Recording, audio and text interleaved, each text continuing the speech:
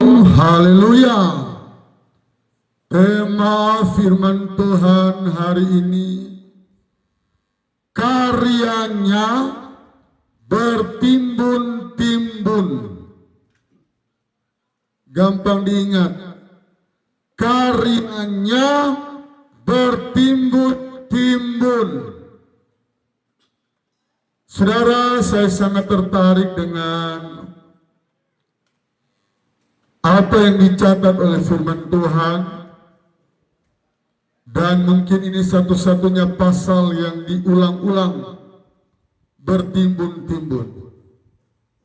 Dari Kejadian sampai Wahyu mungkin ini salah satunya. Kita melihat kenapa bertimbun-timbun ini muncul.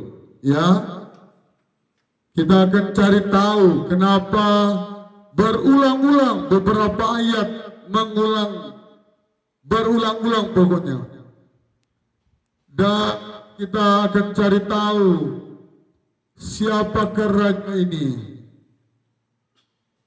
Raja yang sangat terkenal dan satu-satunya raja yang satu-satunya raja yang mengubah SK di surga. Wow, ini bukan perkara yang biasa. Sampai-sampai Tuhan sudah suruh kepada nabinya untuk menyampaikan bahwa tidak lama lagi raja akan meninggal. Dan saudara, kita akan memulai di ayat yang pasal yang ke-6. Ayat yang ke-6.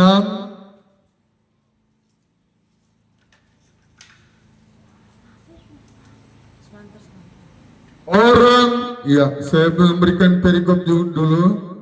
Hizkia mengatur sumbangan untuk para imam dan orang Lewi. Ayat 6. Orang Israel dan orang Yehuda yang tinggal di kota-kota Yehuda, orang Israel dan orang Yehuda yang tinggal di kota-kota Yehuda juga membawa persembahan persepuluhan yang terdiri dari lembu, sapi, dan kambing, domba, dan persembahan persepuluhan yang terdiri dari persembahan kudus yang telah dikuduskan bagi Tuhan Allah mereka.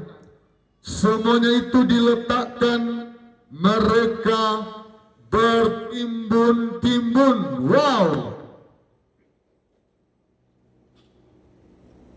Saudara, saya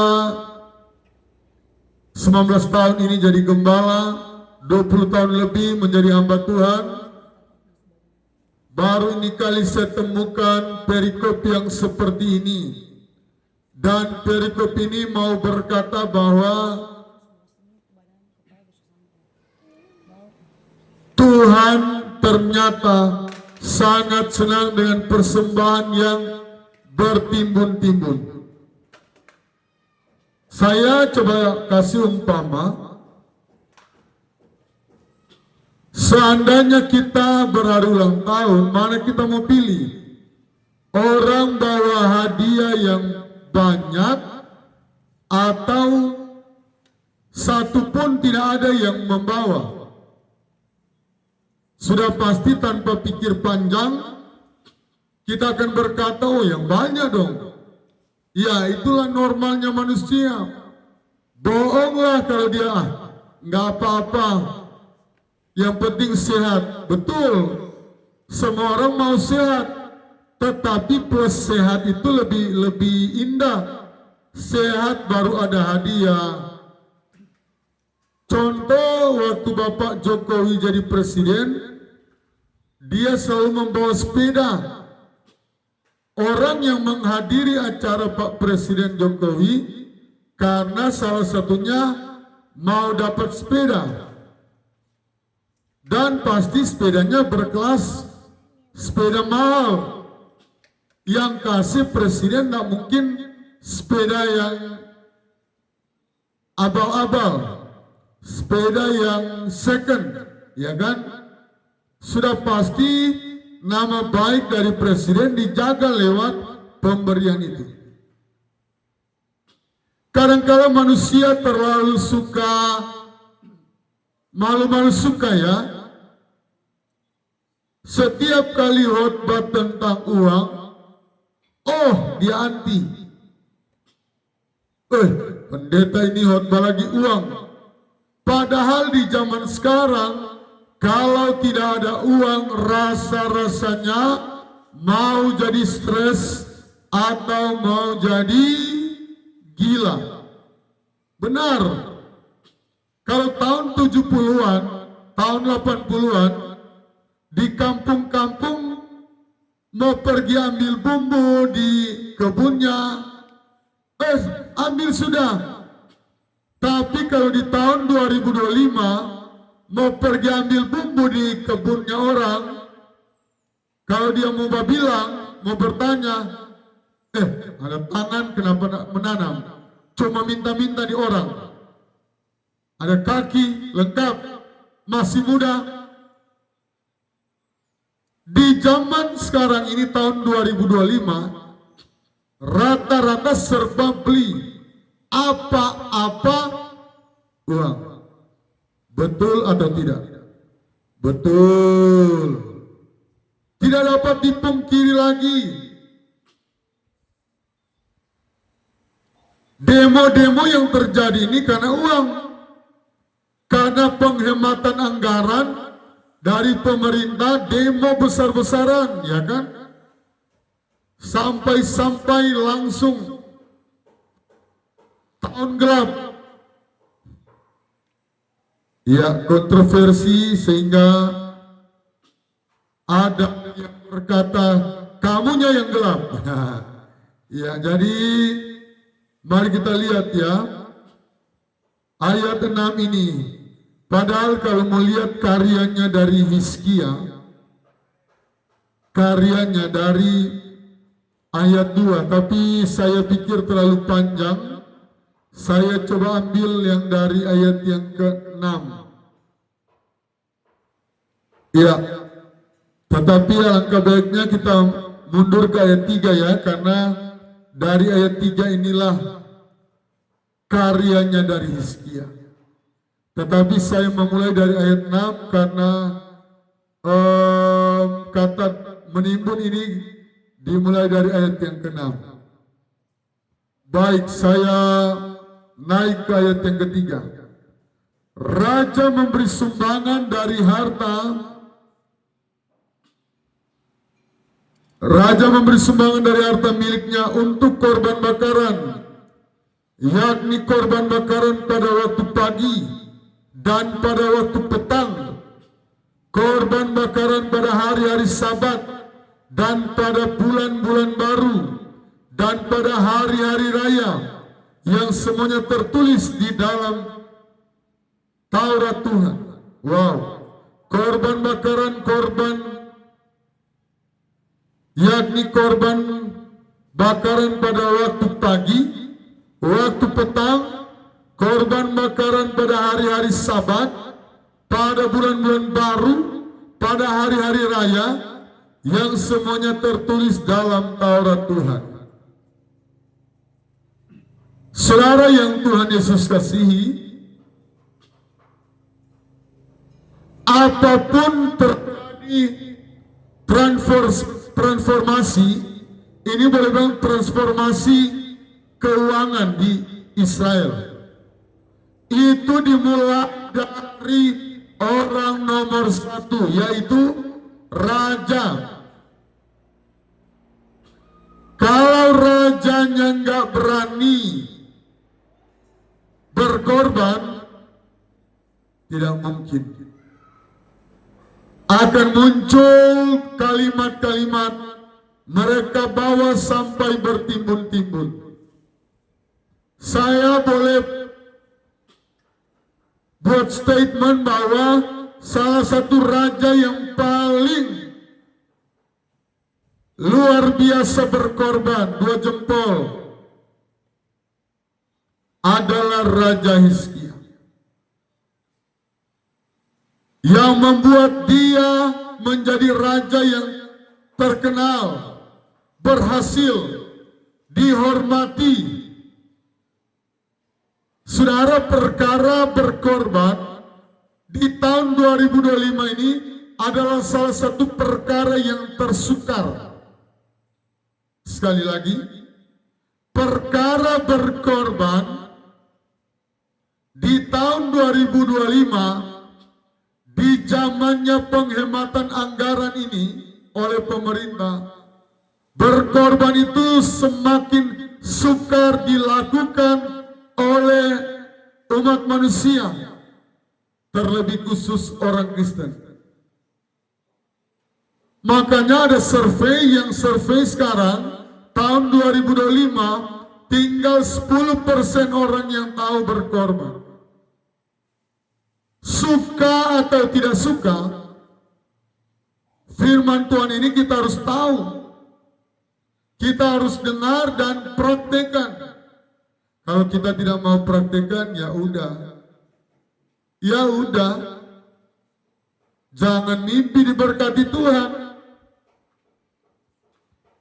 Raja, dia dulu yang action, dia dulu yang bergerak, baru diikuti oleh rakyat Israel, bahkan orang-orang Yehuda. Karena sudah terbagi 2 kerajaan, dan saudara, kita lihat ayat yang ketiga, raja memberi sumbangan dari harta miliknya. Lain dengan pemimpin-pemimpin sekarang, para oknum pejabat bukan menyumbang kepada rakyat, tetapi makan uang rakyat. Saya percaya kalau pemimpin di Indonesia seperti Hizkia, tidak ada satupun yang akan korupsi. Kalau membalikan telapak tangan, bukan semudah membalikan telapak tangan. Bahkan media asing sudah berkata, Indonesia sudah membudaya hidup korupsi. Tetapi kita lihat karyanya sesuai dengan tema, bertimbun-timbun. Karyanya siapa? Hizkia. Kalau dia tidak berkarya, tidak mungkin dia jadi raja. Kalau dia tidak berkarya, tidak mungkin dia ditulis di Alkitab. Ya, saudara yang Tuhan Yesus kasihi, ayat yang keempat, ia memerintahkan rakyat, yakni penduduk Yerusalem, untuk memberikan sumbangan yang menjadi bagian para imam dan orang-orang Lewi, supaya mereka dapat mencurahkan tenaganya untuk melaksanakan Taurat Tuhan. Jadi semua sumbangan manusia dicatat di sorga. Amin. Kitab Wahyu berkata semua perbuatan baik, semua perbuatan jahat itu dicatat di surga. Jadi apapun yang kita kerjakan di dunia ini dinilai di surga. Apapun, dari kita masih 1 tahun itu direkam di surga. Di surga, saudara seperti saya, mama saya mau gugurkan saya waktu umur sudah 50 tahun mengandung. Mama saya sudah malu di kampung. namanya di tahun-tahun 80-an, saya lahir tahun 80-an, 81, sudah malu kalau mau melahirkan. Dan mama saya sudah booking dokter untuk menggugurkan saya. Itu tercatat di surga, terekam. Apatah lagi kita sudah umur dewasa, 13 tahun, dimulai masa keremaja. Sudah di data kita ada di surga, perbuatan-perbuatan kita lengkap, tidak ada yang cacat, tidak ada yang hilang. Tidak seperti komputer, oh karena virus, data-data di komputer hilang. Tidak ada seperti itu. Ia memerintahkan rakyat yang di penduduk Yerusalem untuk memberikan sumbangan yang menjadi bagian para imam dan orang-orang Lewi, supaya mereka dapat mencurahkan tenaganya untuk melaksanakan Taurat Tuhan.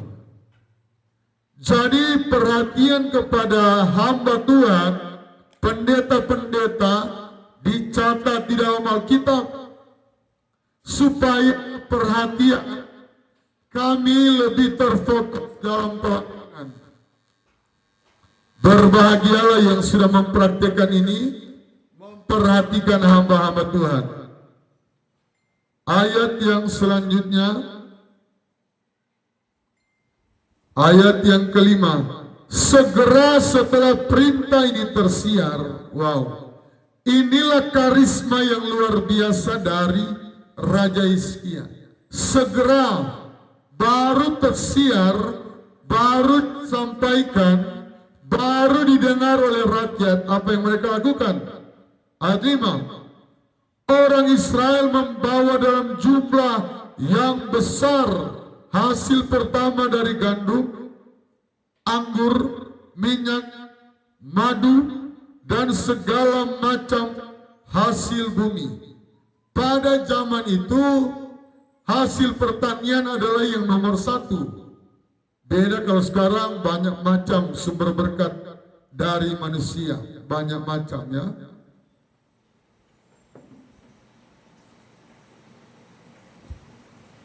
Mereka membawa juga persembahan persepuluhan dan segala sesuatu dalam jumlah yang besar. Perpuluhannya besar, hasil pertaniannya besar, tidak salah. Jadi kalau kita hubungkan dengan zaman sekarang, yang salah itu pendetanya yang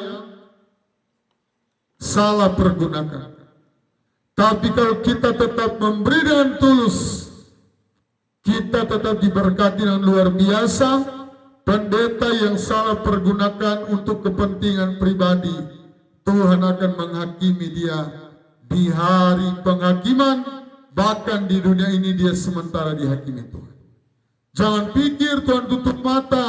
Ingat firman Tuhan, penjaga kita, penjaga Israel yang tidak pernah tertidur dan tidak pernah terlelap. Kalau satpam cuma mampu 8 jam, paling tinggi 2 shift 16 jam. Tapi selanjutnya dia harus istirahat. Dia harus tidur. Kalau dia pulang rumah, ngoroknya minta ampun kelelahan. Tuhan kita nggak pernah ngorok. Amin. Jadi dia melihat persembahan bangsa Israel pada waktu itu. Bahkan dicatat secara terperinci. Sekali lagi dicatat terperinci. Orang Israel sebenarnya bukan orang yang pelit. Suka memberi orang Israel. Kekalahan dari orang Israel, keras kepala dan suka bersungut-sungut, nggak sabaran. Inilah 3 kekalahan orang Israel: keras kepala, sulit diatur,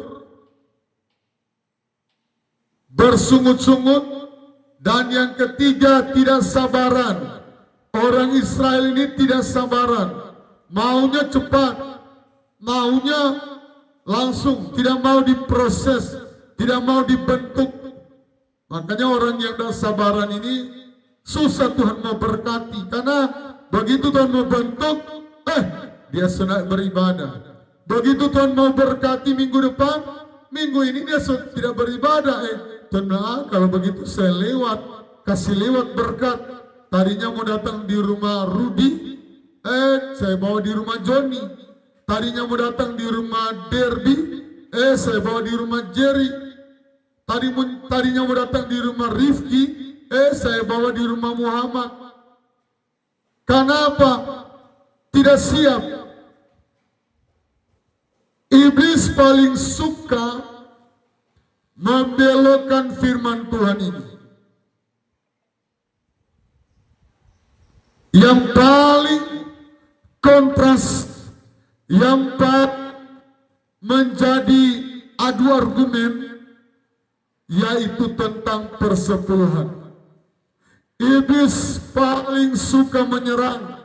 Iblis tahu persepuluhan ini salah satu berkat yang paling luar biasa. Kedua, persembahan. Makanya pengajaran-pengajaran sesat sekarang, apologet, dia nggak gembala, jadi dia nggak ngerti apa-apa, cuma apologet. Oh, persepuluhan hanya untuk orang Lewi. Dia sendiri kalau terima uang pasti dia mau. Kecuali bilang, oh saya tidak terima uang apapun. Nah itu mungkin hebat. Tetapi di dunia sekarang ini saya bilang tadi, mana ada manusia yang tidak mau uang. Setan pun mau. Dukun-dukun pun apalagi. Oh harus bawa ayam putih, domba putih. Saudara yang Tuhan Yesus kasihi, inilah dicatat secara terperinci ya, detail, teliti. Persembahan dari segala sesuatu dalam jumlah yang besar. Ayat 6. Disinilah kita akan lihat orang-orang Israel dan orang-orang Yehuda yang tinggal di kota-kota Yehuda. Wow, yang jauh, agak jauh dari Yehuda,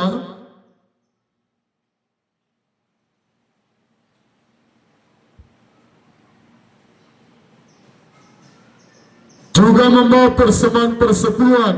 Diulangi lagi tentang persepuluhan yang terdiri dari lembu, sapi dan kambing, domba, dan persembahan persepuluhan yang terdiri dari persembahan kudus yang telah dikuduskan bagi Tuhan Allah mereka. Semuanya itu diletakkan mereka bertimbun-timbun. Wow. Saudara, kenapa Philip Mantova terkenal sekali? Kenapa Debbie Basir terkenal sekali? Apalagi Pak Gilbert Rumoindong, mereka sudah, Pak Gilbert dengan Pak Philip sudah jutaan subscriber mereka. Karena mereka sudah memulai dari 5 tahun ke atas sudah membuka channel YouTube. Tidak heran kalau mereka punya followersnya, punya subscribernya bertimbun-timbun. Kalau kami belum 3.000, mereka sudah jutaan. Ya tidak heran, Pendeta Fani dan Pendeta Christine baru tanggal 2 Oktober tahun lalu, mereka sudah 7 tahun, ada yang 8 tahun mungkin. Nggak heran followers mereka sudah bertimbun-timbun. Iya kan? Jadi kalau kita pelajari firman Tuhan, Tuhan tidak pernah membatalkan yang namanya persembahan. Mau sukarela, persembahan apapun, tapi iblis-iblis yang suka, setan-setan yang suka. Jadi pikir-pikir saja, pikir-pikir Jo, kalau kita sekarang ini ikut perintah siapa? Yang saya lihat di Alkitab cuma iblis-iblis yang suka supaya orang Kristen tidak tahu memberi. Maaf, ini terlalu keras bahasa ini. Tetapi di Alkitab hanya ada dua. Yang pekerjaan Tuhan atau pekerjaan iblis. Ya, maaf. Inilah fakta, saudara lihat di Alkitab. Iblis datang hanya untuk mencuri, ya. Dia curi tuh firman Tuhan ini, dia curi tuh kebenaran ini, dia bunuh. Dia bunuh kalau boleh orang Kristen semua persembahan jangan kasih ke Tuhan, jangan kasih ke pendeta. Baru kalau tidak kasih pendeta, kasih ke siapa? Siapa yang mengolahnya? Tetapi yang membedakannya ada dua. Ada pendeta yang mata duitan, pendeta yang jujur. Dan saya percaya di Indonesia ini masih sekitar 90% lebih jujur, lebih banyak, yang sisanya kudis, bukan kudus, ya. Yang sisanya otaknya bengkok, yang sisanya madu, mata duitan, yang sisanya memperkaya diri. Saya tidak berani katakan, oh semua pendeta benar, salah. Tetap ada saja oknum-oknum. Kita lihat di Indonesia juga pejabat-pejabat. Tidak semua pejabat-pejabat kita pukul rata, oh 100% korupsi. Tidak, oknum-oknumnya. Tetapi kita juga percaya masih sebagian besar pejabat di Indonesia ini masih murni, masih memihak kepada rakyat. Saudara, kita melihat, namun saya percaya pendeta-pendeta masih presentasinya lebih tinggi dari pejabat-pejabat. Saya yakin itu. Kalau kita lakukan survei dari Sabang sampai Merauke, saya yakin masih didapati pendeta-pendeta jauh lebih banyak dari pejabat-pejabat dunia. Semuanya itu diletakkan mereka bertimbun-timbun. Ayat 7, mereka memulai membuat timbunan itu pada bulan yang ketiga. Wow, ternyata timbunan itu dimulai dari bulan yang ketiga. Terus, dan mereka selesai pada bulan yang ketujuh. Bulan yang ketiga mulai Maret lah. Pas bulan Maret, April, keempat, Mei, Juni, Juli. Bulan yang ketujuh, Juli, wow. Ada sekitar 4 bulan mereka membuat timbunan ini. Dan ini dicatat jelas, lengkap. Tidak samar-samar. Ayat yang ke-8, Hizkia dan para pemimpin datang melihat timbunan itu, dan mereka memuji Tuhan dan umatnya orang Israel. Memuji Tuhan. Jangan kita terlalu mengurus pendeta-pendeta yang nakal. Nakal dalam pengertian mau korupsi uang gereja, mau serakah dengan uang gereja, kumpul di rekeningnya bertimbun-timbun, tidak mau salurkan di dalam pelayanan. Puji Tuhan, ketika kami mengkhotbahkan ini, kami sudah ada 7 pelayanan gereja yang kami kerjakan. 6 masih dalam perintisan, 1 gereja sentral yang tempat kami berdiri. Yang 6 masih pos PI, perintisan. Ada yang belum ada tanah, ada yang sudah. Baru di Sonder yang ada tanah, dan di Anugerah dan di Koya. Berarti terbilang baru 3 yang ada tanah. Yang 3, 4 dengan tempat ini, yang 3 belum ada tanah. Nah, tetapi Tuhan mau ketika kami pengkhotbah ini pedang bermata dua.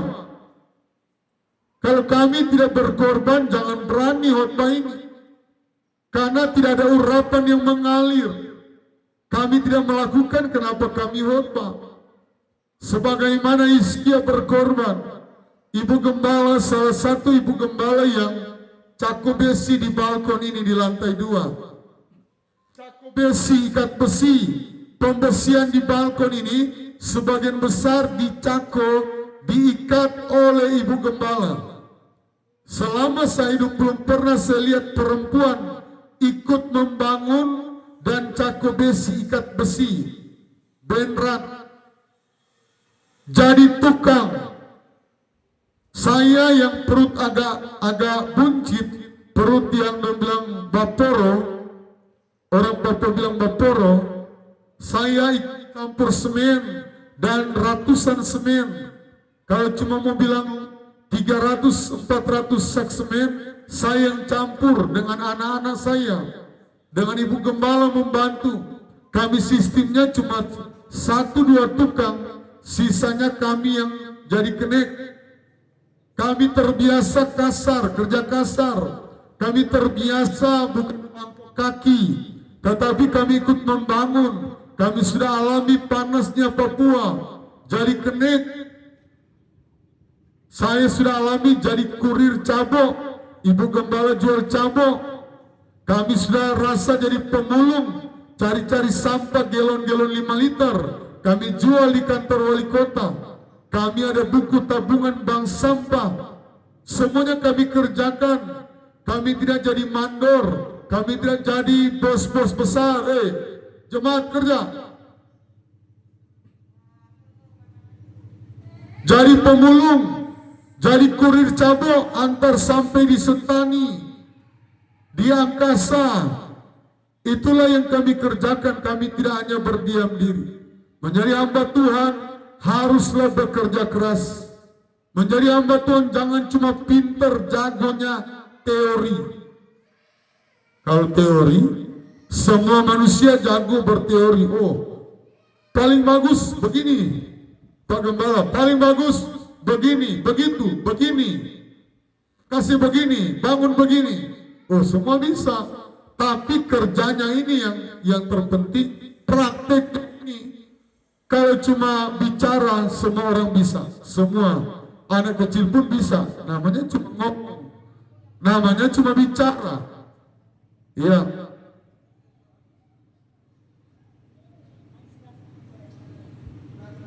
Mereka mulai membuat timbunan itu pada bulan yang ketiga dan mereka selesai pada bulan yang ketujuh. Ayat 8. Hizkia dan para pemimpin datang melihat timbunan itu dan mereka memuji Tuhan dari umatnya orang Israel. Jadi mereka kontrol baik, tanggung jawab penuh, tidak hanya diam-diam, tidak hanya duduk di kerajaan tunggu hasil, tetapi pemimpin yang turun langsung. Sekarang ini ada pemimpin yang cuma ada di atas helikopter. Oh, dia lihat banjir dari helikopter, dia melihat langsung saja, belum tentu ada jalan keluar. Apalagi dia cuma lihat di helikopter. Saya rasa ini bukan pemimpin yang baik. Saya yakin ini bukan pemimpin yang merakyat. Pemimpin yang eksklusif namanya. Pemimpin yang mungkin senang naik helikopter. Ketika banjir dia cuma lihat dari udara. Tidak sekalian dia naik pesawat, dia jalan-jalan di pesawat. Sekalian lihat banjir, kenapa cuma helikopter ya. Tetapi Hizkia, dia datang langsung, turun tangan langsung. Dia perhatikan secara baik-baik. Dia bekerja keras. Dia mau pekerjaan Tuhan kasih yang terbaik. Di tangannya dia, orang Israel tidak ada yang mengeluh-mengeluh. Di tangannya dia, kepemimpinannya dia, semua orang Israel tahu beri, rela berkorban, tidak bersungut-sungut dalam berkorban. Jadi pambai, jadi suka berkorban. Saudara, tidak ada pilihan kalau kita mau diberkati selain kita tahu berkorban dalam pekerjaan Tuhan. Dengan mata kepala sendiri saya melihat ada orang yang 3 mobil hilang semua karena pelit. Iya benar, saya lihat langsung tadinya punya 3 mobil, tapi karena dia pelit dengan pekerjaan Tuhan, baku hitung-hitungan. Aduh, kalau saya kasih, hilang semua 3 mobil. Saya harus jujur ini yang saya lihat dengan mata kepala sendiri. Karena perhitungan suami istri dengan Tuhan. Masih bagus kalau ada satu yang tidak. Coba lihat Ananias dan Safira. Karena dari kepala keluarga pelit, ternyata istrinya pelit, mati di tempat. Seketika itu firman Tuhan berkata, putuslah nyawa mereka.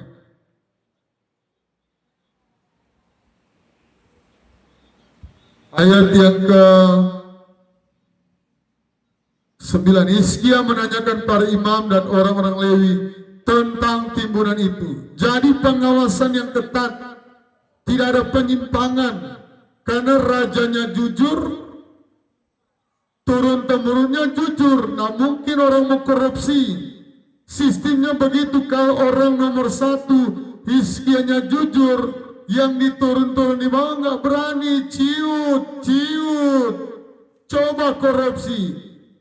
Kalau tidak, raja perintahkan, penggal.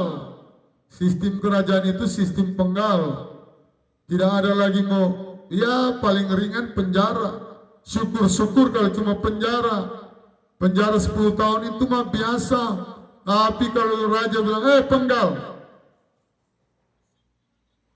tidak sampai 1 menit sudah kepala putus, lepu. Ya saudara yang Tuhan Yesus kasih, ayat yang ke-9, ayat 10, dan dijawab oleh Asaria, imam kepala keturunan Sadok demikian. Ini imam kepala menjawab, sejak persembahan khusus mulai dibawa ke rumah Tuhan, kami telah makan sekenyang-kenyangnya, namun sisanya masih banyak. Sebab Tuhan telah memberkati umatnya, sehingga tinggal sisa yang banyak. Jadi itu menjadi sejarah bagi bangsa Israel. Mereka sudah makan kenyang, mereka punya tabungan masih banyak. Mujizat terjadi. Tapi kalau tidak tahu berkorban, tidak tahu melakukan firman, mujizat tidak akan terjadi. Itu intinya. Kami mengalami belajar berkorban, dan Tuhan terus mengadakan, walaupun tidak selalu dalam 12 bulan seperti kami alami di bulan ini. Tetapi kami percaya ada saatnya kalau Tuhan berkati bisa-bisa kelimpahan. Ada saat-saatnya kalau kami hamba Tuhan kekeringan, kering betul. Kalau ibarat air, mau air 1 gelas, setengah gelas tidak ada, kering betul. Kalau di got-got ini, di depan gereja kami, di samping ada got, wah airnya mengalir terus.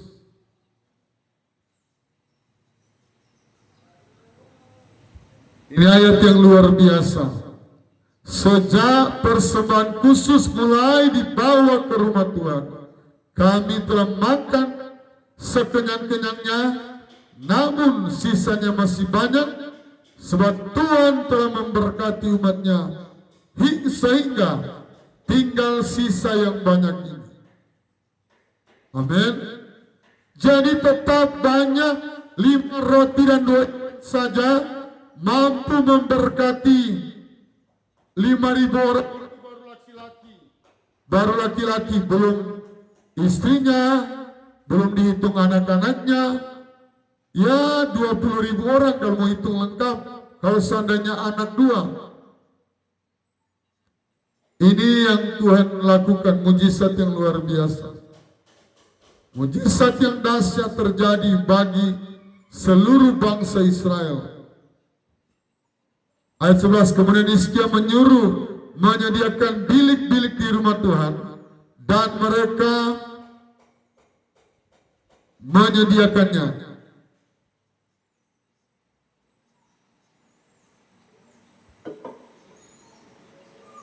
Dan dengan setia mereka membawa segala persembahan khusus, persembahan persepuluhan, dan persembahan-persembahan kudus itu ke sana.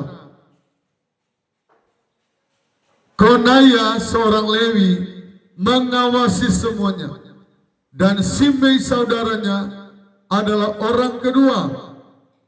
Ini nama-namanya, banyak yang mengawasi. Ayat yang ke-14, dan Kore bin Ima, seorang Lewi, penunggu pintu gerbang di sebelah timur, mengawasi pemberian-pemberian sukarela untuk Allah, serta membagikan persembahan khusus yang untuk Tuhan dan persembahan-persembahan Maha Kudus.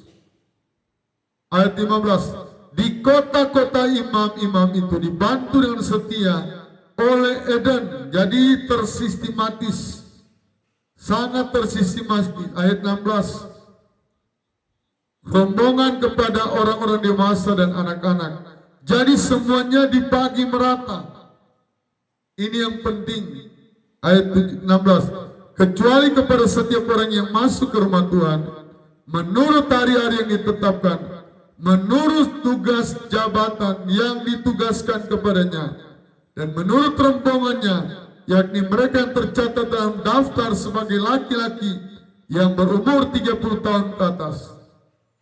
Ayat 17, para imam dicatat dalam daftar menurut puak-puak mereka, sedang orang-orang Lewi yang berumur 20 tahun ke atas dicatat menurut tugas dan rombongan mereka. Ayat 18,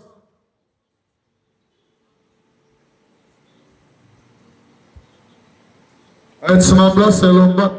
Bagi keturunan Harun, yakni imam-imam yang tinggal di padang-padang pengembalaan sekitar kota mereka, di setiap kota ada orang yang ditunjuk dengan disebut namanya untuk mengadakan pembagian kepada setiap orang laki-laki dari keluarga imam dan kepada setiap orang Lewi yang terdaftar.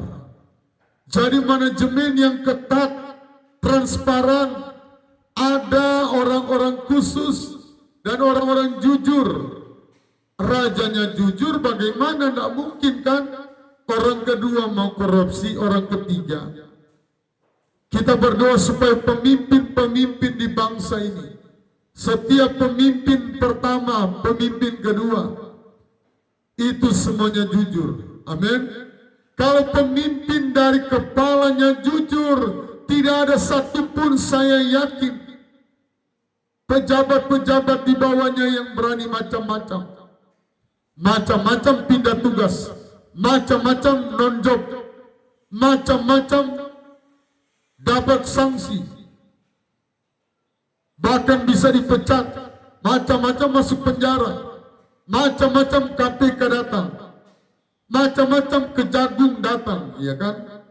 Ayat 20. Demikianlah perbuatan Hizkia di seluruh Yehuda. Ia melakukan apa yang baik. Yang pertama, di seluruh Yehuda apa yang baik. Yang kedua, apa yang jujur.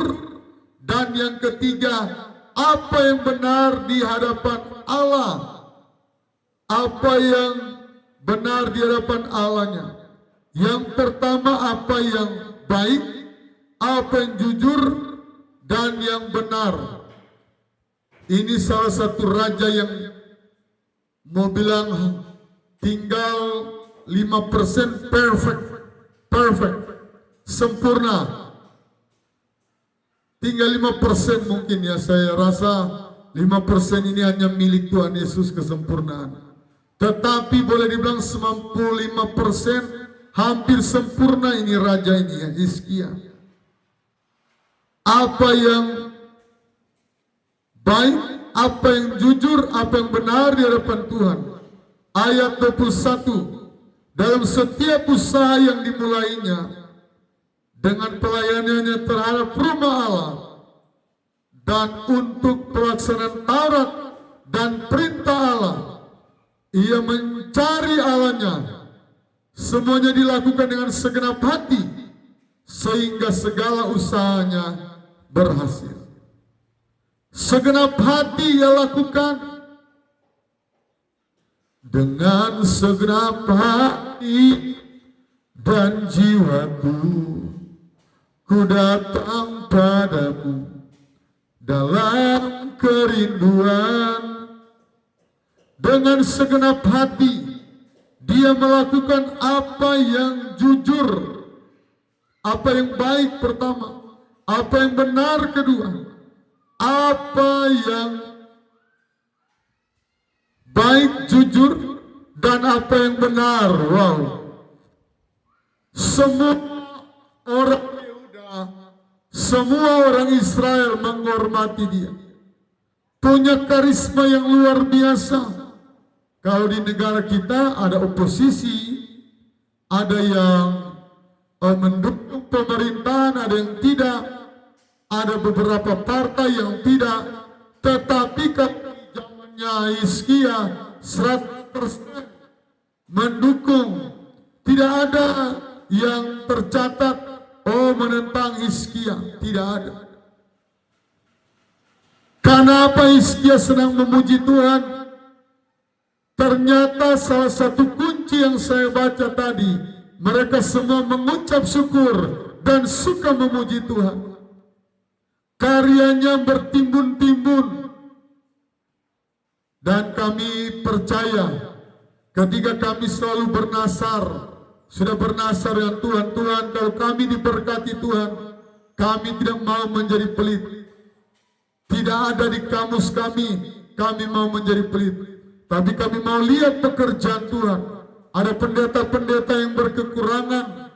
Kalau Tuhan berkati semua usaha kami pasti akan berkorban. Kami tidak mau makan sendiri. Dan Hizkia, dia tidak dicatat kaya sekali kekayaan dia. Tetapi kekayaannya yaitu dia berbuat baik. Kekayaannya dia adalah raja yang paling jujur. Dan kekayaannya dia adalah raja yang benar di mata Tuhan dan di mata manusia. Dia berkorban bertimbun-timbun sehingga namanya dicatat di Alkitab. Kadangkala orang, apalagi di daerah saya, di kantin-kantin, kadangkala dikasih 50.000, dia mau sebut 20 kali. Telah masuk sumbangan 50.000 rupiah. Oi, baca ulang. Telah masuk sumbangan. Oi, sampai 20 kali kah? Yang baca sampai lelah. Tetapi mari kita berkarya di hari-hari. Ketika kita dengar firman Tuhan, bagaimana kita mau berkarya ke gereja saja banyak bolongnya? Bagaimana kita mau berkarya kalau ke gereja saja banyak terlambatnya? Bagaimana kita mau berkarya persepuluhan saja kita rasa-rasanya mau pingsan? Bagaimana kita mau berkarya suka menyakiti orang lain, suka fitnah orang lain? Bagaimana? Itu bukan karya, itu karya setan namanya. Kalau karya Tuhan, sudah pasti semua yang baik, semua yang menyenangkan Tuhan. Kasihlah Tuhan yang pertama dan kasihlah samamu. Saudara, inilah yang Tuhan mau. Kita belajar berbuat baik kepada orang lain, sekalipun orang lain tidak membalas kebaikan kita. Kami banyak kali berbuat baik, kedati banyak orang yang membalas kami dengan mau menjatuhkan kami, mau cerita-cerita kami, macam-macam.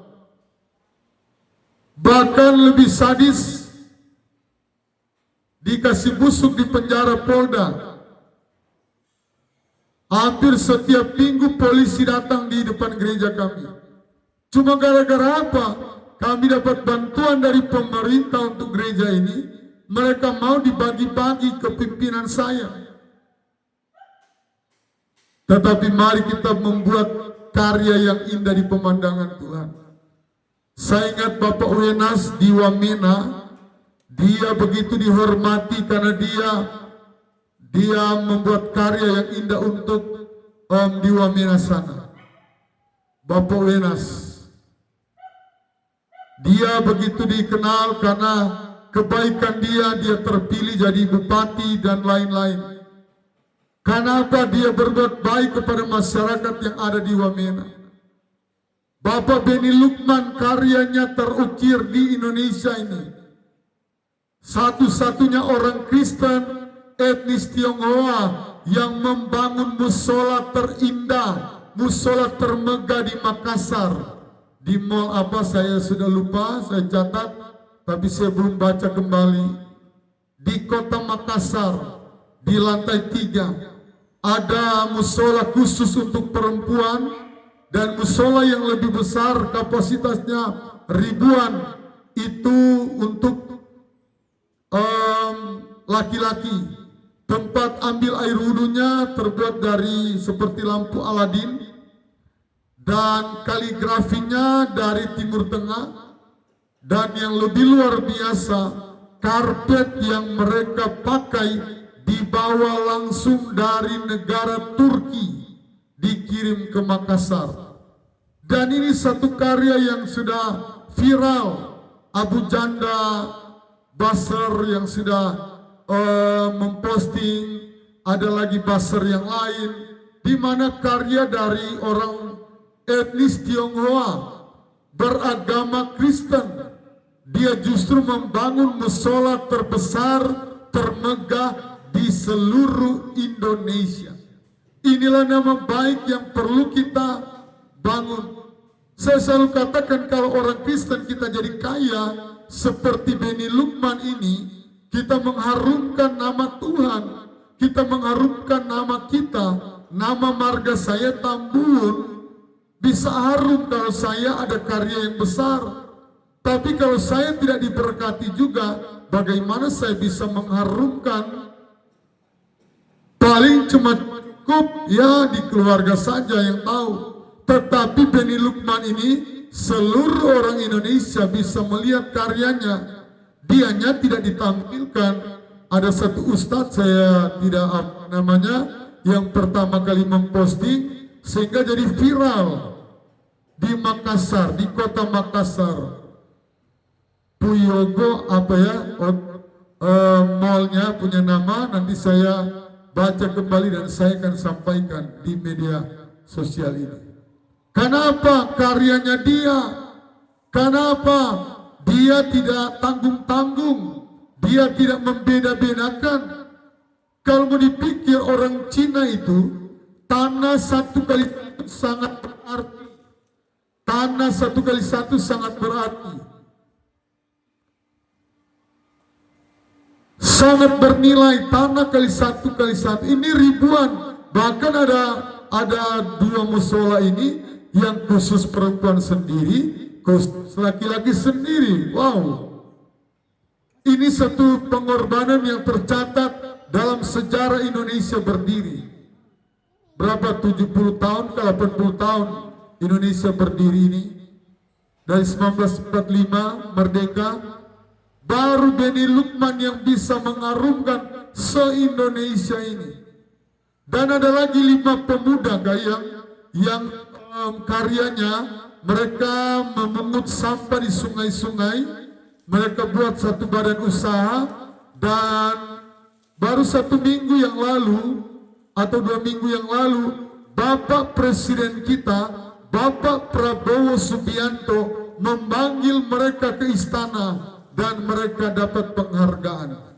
Dari seluruh pemuda-pemuda di seluruh Indonesia, mungkin baru 5 pemuda ini yang dipanggil oleh Presiden. Karena karya mereka membersihkan sampah. Lewat terjadi banjir besar di Bekasi, di Jawa Barat, ternyata masih ada 5 pemuda, 5 kalau tidak salah ya. Mereka, kalau saudara lihat di media sosial, Bapak Presiden Prabowo Subianto memanggil mereka ke Istana Negara, menghadap, berjumpa langsung. Wow, hebat karya mereka. Dan saya percaya Beni Lukman adalah simbol toleransi. Abu Janda berkata, ketika banyak dari seberang kita Kristen, air susu dibalas dengan air tuba. Itulah kami pengikut Kristus. Meskipun kami dijahati, meskipun banyak gereja kami ditutup, kami tetap memberkati. Karena ajaran Yesus Kristus berbuat baik, tidak membalas, tidak membenci, apalagi dendam. Firman Tuhan berkata, kalau orang tampar pipi kanan, berikan pipi kiri. Itulah ajaran Yesus Kristus, ajaran yang mengasihi, merangkul, tidak mau ada perpecahan, tidak mau ada perkelahian, tidak mau ada perselisihan.